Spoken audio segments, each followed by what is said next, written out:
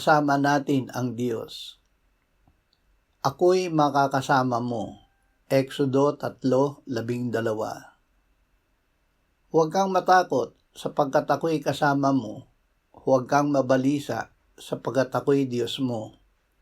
Aking palalakasin ka. Oo, ikaw ay aking tutulungan. Oo, ikaw ay aking aalalaya ng kanang kamay ng aking katuwiran. Sinabi ng Panginoong Hesus, gawin ninyong alagad ang lahat ng mga bansa. Bautismuhan ninyo sila sa pangalan ng Ama at ng Anak at ng Espiritu Santo, at turuan silang sundin ang lahat ng mga bagay na iniutos ko sa inyo. At narito, ako'y kasama ninyong palagi hanggang sa katapusan ng panahon. Ama, sa araw na ito ay muli mong ipamalay sa amin na ikaw, ang iyong anak at ang Espiritu Santo ay lagi naming kasama upang magawa namin ang aming gawain sa iyong kapangyarihan. Amen.